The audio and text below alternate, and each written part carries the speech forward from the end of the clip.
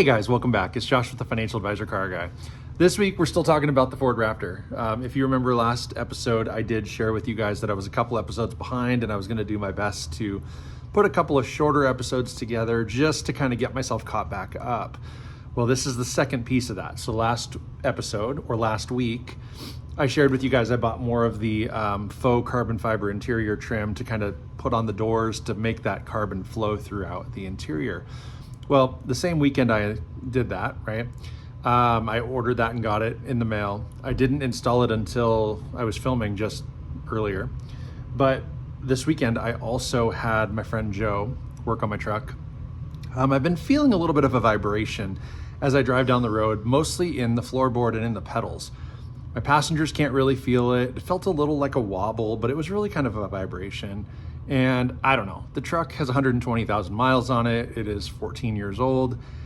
It's not a new truck anymore, but maybe my standards of driving are just such that I want it to be soft and comfortable and not super jarring and whatever else. And so I texted Joe and I said, hey bud, can you just take a look at this? You know, I'm not sure exactly what it is. I cannot put my thumb on it. We've replaced all the suspension components and everything under there is like new. We replaced the hubs. What else is there? So I take my truck over to Joe's house and he drives it, a quick test drive. And he goes, Josh, I think it might be the IWE. And so he engages four-wheel drive and it's fine. We go straight down the road. And to me, and maybe it's because it locks the front axles, but to me, driving in four-wheel drive, the steering wheel feels a little heavier. It feels a little more stable on the ground, right? I mean, the wheel doesn't fluctuate quite as easily. Well, we get to the end of the street, he goes to flip a UE and he turns and he can hear it and feel it getting all bound up. And there was a lot of resistance and he couldn't turn very sharply. And I mean, not that you can do everything you can in four-wheel drive that you could in two, but it was exceptionally tight, exceptionally bad. So turns the hazards on, pulls over, we get out, we look underneath there. And Joe's like, yeah, I think it's the IWE. So for those of you who don't know, integrated wheel ends are on the inside of the hub, essentially. When you think about your wheel, you remove your wheel and tire, you've got your hub assembly. I mean, you're gonna have your disc brake and all that stuff, right? But behind the hub is where the axle connects to the hub itself. That is the IWE, that's the integrated wheel end.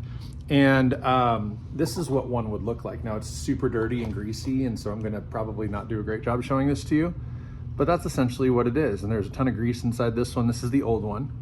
I actually have an old pair right here. We replaced them both. And I'm gonna explain to you what they do or how they work. But if you hear, okay, there's kind of a diaphragm in here. And I took some notes. So right below here, I've got some notes jotted down that I'm gonna read to you. I don't want to mess this up. So Joe, if you're watching this and I screw this up, please fix me in the comments. Let me know, you know, what did I say wrong, or show the viewers or tell the viewers the correct version of whatever I mess up. But all that to say, right? So the IWE, it allows the front wheels to rotate while the front axles do not move.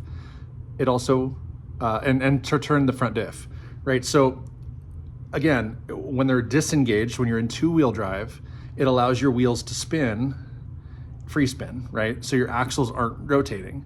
You engage four-wheel drive, now your axles are gonna rotate, right? So the front diff is engaged. So these control the freewheeling versus the four-wheeling, so to speak, right? So there's solenoids and actuators, there's vacuum lines, there's check valves, and more. Now, when you shift to four-wheel drive, vacuum is released, which locks the hubs. So again, there's a little diaphragm in there. Those release, or I'm sorry, they expand, right? When the vacuum is released. So when they expand, they attach themselves to the axle, the little gears, right? Attach themselves to the axle, and now they're gonna spin. That's how four-wheel drive on the front end works. That's how you engage that. So my note here, in other words, right? Vacuum to the actuator at the wheels, unlock the hub for two-wheel drive. Release of vacuum by the solenoids, lock them into four-wheel drive.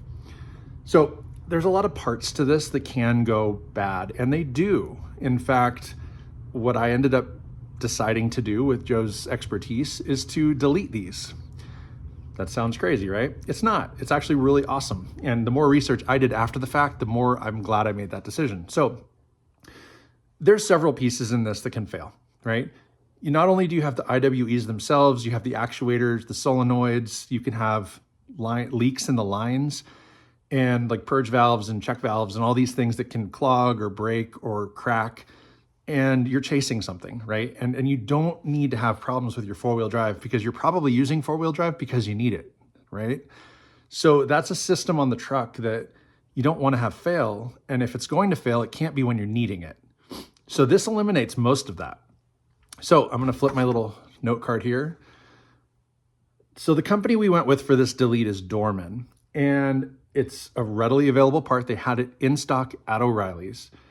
It is essentially the exact same looking piece, but I'm going to hold this up again. You see these teeth in there, right? This section of teeth right out there. Imagine that being double thick, and imagine the diaphragm piece not being there. Okay, so inside, well, I don't know how to hold this so you can see, but like in here, there'd be a second, right there. Inside here, there'd be like a second row of teeth. So what it does is it effectively is always attached to the axle. Okay, so the axles are always spinning. So the major difference is now I need to service my front diff a little more regularly, but I don't have to worry about solenoids or actuators working. Basically, this is a super cost-effective exchange for a couple of reasons, right? So it first and foremost disables failure-prone to vacuum functions, right? So if the vacuum goes bad, again, cracks in lines, broken hoses, whatever, right? None of that affects this. Cost effectiveness, right? This is a couple $100 exchange replacement. Factory parts are about the same. So you're not spending more money, but maybe the same, maybe even less if you can shop around. One other fabulous point is that it's reversible. So the new IWEs still have the vacuum line inlets and outlets and all the same functionality, even though they don't work. So Joe went ahead and replaced both the driver and passenger side. Now I was having the problem on the driver's side, but he went ahead and replaced both. And the cool thing is those line inlets and outlets, all you do is you just plug them. You just use the old lines, you put them in there. That way, if I go and sell the truck someday and the next guy takes it apart and decides he wants to go back to OE stuff, he can. The lines are still there. Purge valve's still there. All the things, the actuators would be there, the solenoids would be there, all the things would be there. Cool thing. And so, yeah, you can always go back to the original functionality. Now, the only downside that I was able to find, honestly, is, again, the servicing of the diff. You have to do it more regularly. And you might see a decrease in fuel mileage, but not much, really, not much. And so there's just a little more drag, if you will, right? Even though it's not in four-wheel drive, the front axles are now spinning, making that front diff work a little bit. So, if you can get past that, it's a real nice and convenient swap. It creates a lot less concern. If you're out in the desert, you're four-wheeling, you're doing whatever you're doing, it's not uncommon for something to break. This eliminates some of those concerns, right? By having a piece that's not as prone to failure. I think that's a good thing. And so to me, it was worth it. And again, Joe, if I messed that up or said something incorrect, please correct me. But that was my kind of understanding of the way you explained it to me. And then, like I said, when I got home, I did a little bit more research just to see how to put this video together. I wanted to share a lot of the information that I didn't retain that you shared. And as I was reading through a couple of forums, yeah, I was very quickly reminded, oh, Joe did say that. That's what that meant. And so, yeah, I appreciate you, Joe. And thank you guys. And so thank you guys for watching. That was a real simple, not simple. I don't want to downplay that. Joe knows what he's doing, and he was able to swap the parts pretty quickly. And again, they were in stock locally. So I just took the truck to him to have him test drive it to see if he could figure out what the problem was. A couple hours later, I was home all fixed up. And so I guess to follow up on that, right? It was a smoother ride home. I don't feel that same vibration. It's still a little clunky, but I think it's just an old truck, right? I'm going to chalk it up to that. I'm not going to chase something that's maybe not there. So all in all, it's good. It feels much more secure on the road. I think changing out the hubs was a big deal too. That kind of felt Again, made my steering wheel feel more solid and ready to go. Doing this upgrade also kind of tightened up that steering wheel a little bit more. It gave me the sense of driving in four-wheel drive without the lugginess and without the clunkiness of four-wheel drive. I can still turn cleanly. I can do all the things the same, whether it's 2 or 4. But now, yeah, it's just a little different. Just a little different. No big deal. But yeah, if you guys have questions about any of this stuff, reach out, because I can get you in touch with Joe, or I can help, guide you to a resource online or whatever it is that kind of guides you through this. I didn't think it was necessary to go in depth about how to do the swap. There's other YouTube videos out there that talk about this in more excess and show you step-by-step how to take a wheel apart, or the IWE apart, and replace it. And so I didn't want to go down that path. I just wanted to share my experience and let you know that the delete's a reasonable option. If you're more that OEM kind of guy, by all means, do that too. But for me, I didn't realize that this was a part that could go out the way it did. And I mean, again, I thought replacing the hub kind of was all in one. I guess my understanding of an IWE was different than what it truly is. And this particular design, per the research I did online, was actually sort of invented by Ford. This is a kind of a newer design. These IWEs have been around since 2004 for F-150s, Expeditions, and Navigators.